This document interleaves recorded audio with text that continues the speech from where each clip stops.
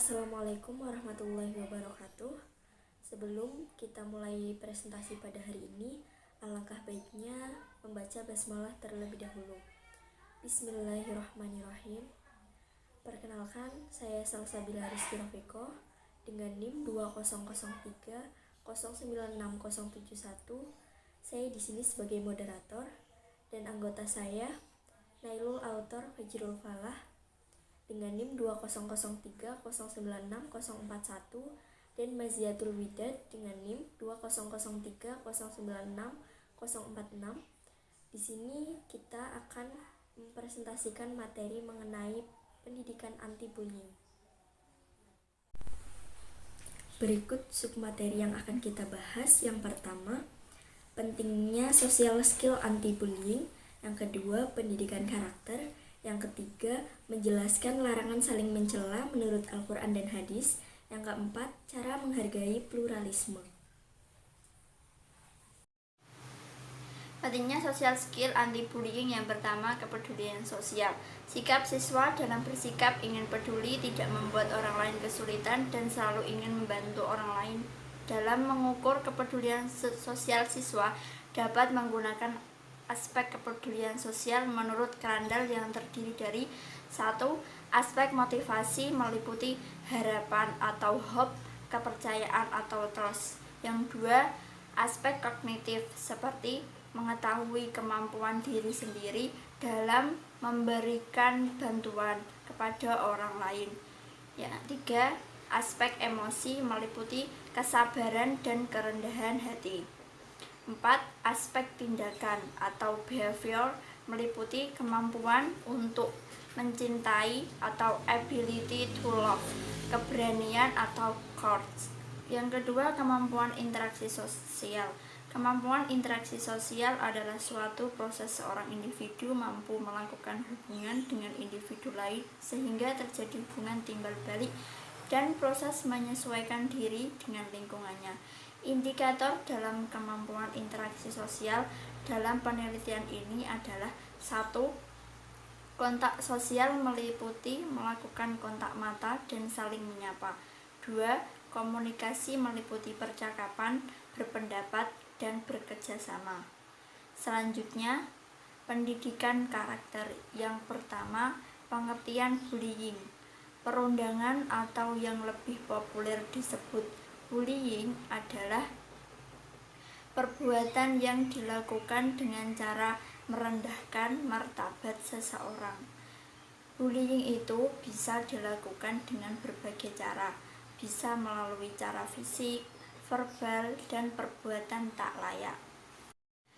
Bullying berasal dari kata bully, yaitu suatu kata yang mengacu pada pengertian adanya ancaman yang dilakukan seseorang terhadap orang lain atau yang umumnya lebih lemah atau rendah dari pelaku, yang menimbulkan gangguan psikis bagi korbannya, atau korban disebut bully boy atau bully girl, berupa stres atau yang muncul dalam bentuk gangguan fisik atau psikis atau keduanya, misalnya susah makan, sakit fisik, ketakutan, rendah diri, depresi, cemas, dan lainnya. Apabila bully biasanya berlangsung dalam waktu yang lama atau tahunan, sehingga sangat mungkin mempengaruhi korban secara psikis. Definisi bullying menurut PK atau peduli karakter anak adalah penggunaan agresi dengan tujuan untuk menyakiti orang lain baik secara fisik maupun mental. Bullying dapat berupa tindakan fisik, verbal, emosional, dan juga seksual, serta melalui media elektronik. Jadi dapat disimpulkan, bullying adalah tindakan yang dilakukan untuk merendahkan bahkan menyakiti orang lain yang dilakukan dengan cara melukai fisik, perbuatan tak layak secara verbal, membuat gangguan psikis dan emosi korban secara langsung, serta melalui media komunikasi elektronik melalui kiriman konten yang tidak menyenangkan dan merugikan korban. Yang kedua, faktor penyebab terjadinya bullying.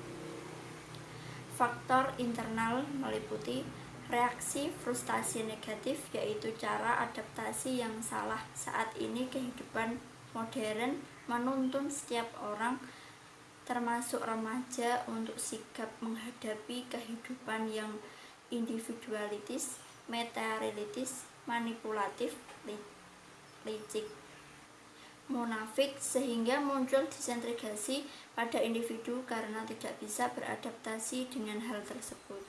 Akibatnya timbul perilaku agresif dan eksplosif sebagai wujud kegagalan pengontrolan diri terhadap dorongan instingtifnya. Gangguan persepsi. Gangguan ini cukup mempengaruhi daya adaptasi dan perkembangan pribadi anak yang sehat. Ini terlihat dengan munculnya ilusi, halusinasi, dan gambaran semu. Akibatnya memicu reaksi anak cepat marah, bertindak menyerang, dan berkelahi. Gangguan berpikir dan inteligensi. Kegagalan dalam berpikir untuk memecahkan masalah dan adaptasi diri terhadap tuntunan baru. Gangguan perasaan atau emosi. Terdapat beberapa gangguan fungsi perasaan seperti 1. Inkontinensi emosional, yaitu emosi yang meletup-letup tidak terkendali. 2. Labilitas emosional, yaitu suasana hati yang terus berubah. Ini mengacaukan batin anak, sehingga anak menjadi gelisah, tegang, bingung, cepat marah, agresif, beringan, dan lain sebagainya. 3. Ketidakpekaan dan menumpulnya perasaan.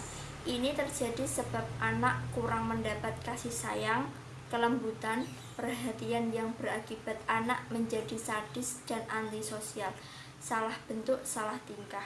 4. Kecemasan ini adalah bentuk ketakutan pada sesuatu yang tidak jelas, tidak real, seperti takut kehilangan, perasaan bersalah, cemas neurotis, berhubungan merasa terancam, tersudut, gelisah, rasa panik, sehingga bisa membunuh orang lain. Ini semua dapat merusak fungsi psikis, pikiran, dan inteligensi. 5. Perasaan rendah diri. Ini dapat menghambat perkembangan jiwa anak, adaptasi lemah, sehingga muncul overacting over, kompensasi gemar, kelahi, dan melakukan kekerasan. Faktor eksternal meliputi faktor keluarga. Ini merangkumi broken home, perlindungan berlebihan atau memanjakan anak, penolakan orang tua, atau tidak memiliki tanggung jawab sebagai ayah dan ibu, pengaruh buruk dari orang tua, atau tingkah laku kriminal yang diperlihatkan seperti judi, miras, main perempuan, beringkah sewenang-wenang, dan lain-lain. Faktor sekolah. Ini meliputi sarana dan prasarana sekolah yang tidak mumpuni. Faktor milieu atau lingkungan tempat bergaul anak. Ini ditunjukkan dengan lingkungan yang antisosial, geng-geng yang merusak, bacaan yang tidak pantas, iklim demam materi, dan nafsu berkuasa seperti nonton film porno yang hidup foya-foya, mobil mahal. Semua ini menjadikan anak ingin memenuhi seleranya tanpa motivasi belajar dan meningkatkan kepribadiannya. Selanjutnya, jenis-jenis perilaku bullying. Bentuk dari perilaku bullying dapat terjadi dengan beberapa cara, yaitu kekerasan fisik, melukai mental atau psikologis, penghinaan verbal, pengucilan sosial, dan melalui media komunikasi menggunakan perangkat elektronik yang terhubung dengan internet atau cyberbullying, berupa tindakan-tindakan yang dari Willard, yaitu flaming atau terbakar, merujuk pada kata-kata di pesan yang berapi-api. Harassment atau gangguan cyberstalking atau mengganggu dan mencemarkan nama baik seseorang secara intens. Denigration atau pencemaran nama baik, impersonation atau peniruan, outing and trickery yaitu outing atau menyebarkan rahasia orang lain, trickery atau tipu daya, dan exclusion atau pengeluaran seseorang dari grup online. Kemudian untuk periodenya terbagi menjadi 3 kategori, yakni rendah, terjadi selama sehari sampai 8 hari dalam sebulan, berupa ejekan, memberi julukan yang buruk, menjauhi teman atau korban. Sedang terjadi selama 9-16 hari dalam sebulan berupa pelecehan dan menghina secara sistematis. Tinggi terjadi dalam waktu lama dan melakukan intimidasi serta tekanan yang kejam dan intens. Selanjutnya, indikasi korban, pelaku, dan saksi terhadap bullying dikutip Bakso Maranu. Menurut Rigby, ciri-ciri dari pelaku, korban, dan saksi terjadinya bullying adalah 1. Pelaku ukuran fisik yang besar atau memiliki kekuasaan di antara teman-temannya sehingga korban tidak berani untuk melawan atau menghindar. Umumnya pelaku pernah mengalami kekerasan di rumah dan pelaku cenderung mencontoh dari apa yang dilakukan orang tua di rumah. Pelaku juga kurang peka terhadap penderitaan yang dialami korban dan biasanya pelaku memiliki hambatan secara akademik di sekolah, namun ingin mendapatkan pengakuan dari orang lain. 2. Korban memiliki ciri-ciri secara fisik. Korban lemah dan kurang asertif, mengalami penurunan prestasi karena tidak bisa konsentrasi. Korban depresi bahkan ingin bunuh diri, mengeluh sakit perut, sulit tidur, lesu, dan agresif di rumah sebab tidak bisa mengekspresikan di sekolah.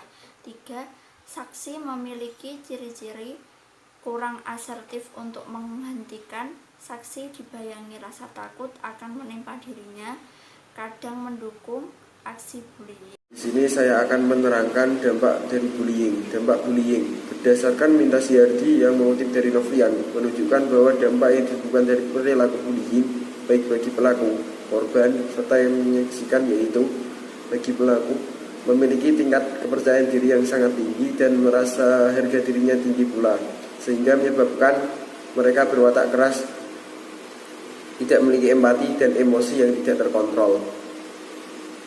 Mereka mempunyai keinginan untuk mendominasi dalam segala hal sehingga merasa memiliki kekuasaan dan bila pelaku didiamkan tanpa diintervensi. Selanjutnya, larangan saling mencela. 1. Bullying perspektif Al-Quran dijelaskan dalam surat Al-Hujurat ayat 11 juz 26 yang berbunyi A'udzubillahi minasyaitonirrajim. Bismillahirrahmanirrahim. Ya ayyuhalladzina amanu la yaskhar qaumun min qaumin asa an yakunu khairan minhum wala nisa'un min nisa'in asa an yakunna khairan minhun wala talmizu anfusakum wala tanabazu bil alqab bi'sal ismul fusuqu ba'dal iman wa man lam yatub fa ulaika humuz zalimun, yang artinya, wahai orang-orang yang beriman, janganlah suatu kaum mengolok-olok kaum yang lain, karena boleh jadi mereka yang diperolok-olokkan lebih baik dari mereka yang mengolok-olok. Dan jangan pula perempuan-perempuan mengolok-olok perempuan yang lain, karena boleh jadi perempuan yang diperolok-olokkan lebih baik dari perempuan yang mengolok-olok.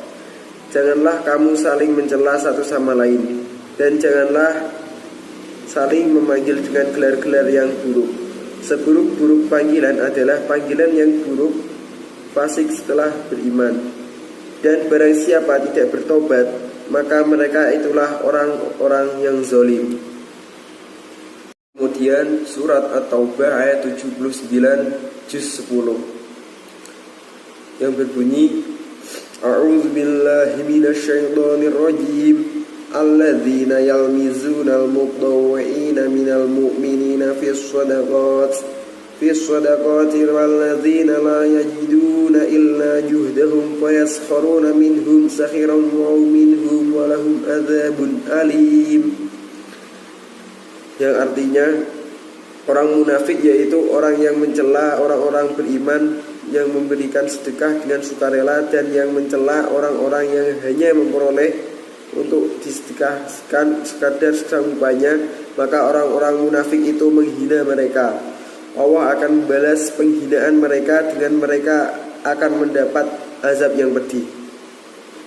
Kemudian selanjutnya dalam Quran surat Al-Humazah ayat 1 yang berbunyi A'udzubillahi minasyaitonirrajim wailul likulli humazatil lumazah, yang artinya celakalah bagi setiap pengumpat dan pencela.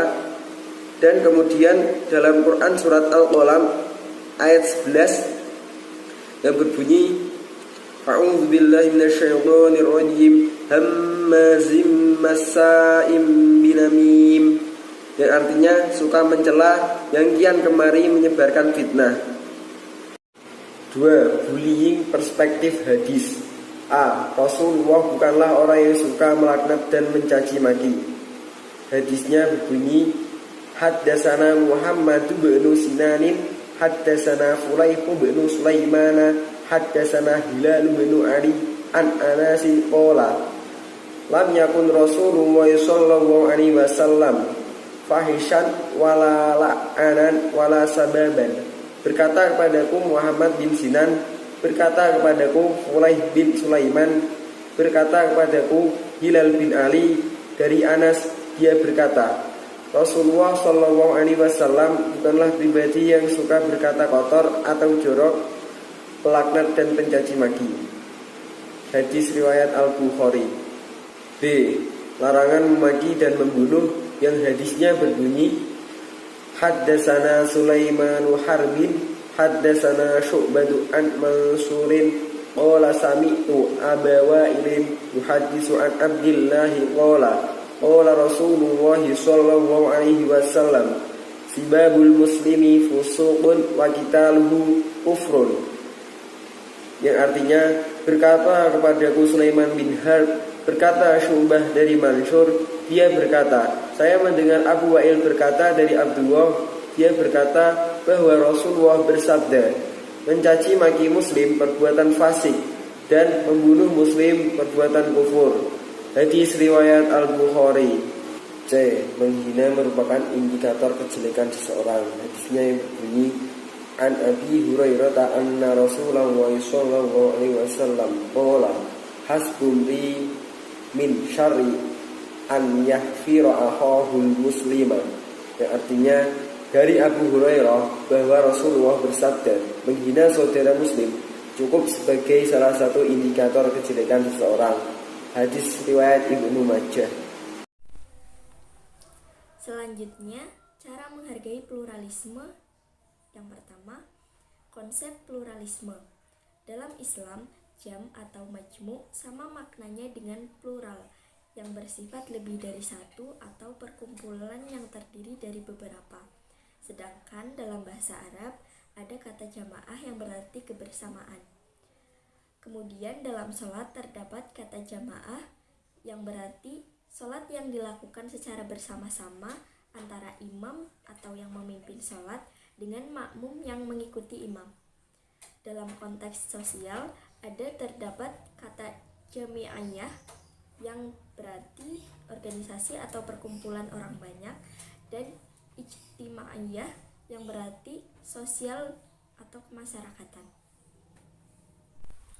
Yang kedua, toleran. Menurut Muhammad Mustari dalam bukunya yang berjudul Nilai Karakter Refleksi untuk Pendidikan, pluralitas mengharuskan kita untuk bersikap toleran, yaitu memahami, menghargai perbedaan agama, etnis, pendapat, sikap, dan tindakan orang lain yang berbeda dengan dirinya. Dengan begitu, kita tidak bisa memaksakan pemikiran, keyakinan, dan kebiasaan sendiri kepada orang lain. Ada beberapa indikator sikap toleransi merupakan wujud dari sikap pluralisme yang ditekankan dalam mengimplementasikannya kepada orang lain. Adapun indikator tersebut yaitu mengakui hak setiap orang, merupakan suatu sikap di mana mengakui adanya hak setiap orang untuk bertingkah laku, berpendapat, dan menentukan jalannya masing-masing. Yang kedua, menghormati keyakinan orang lain.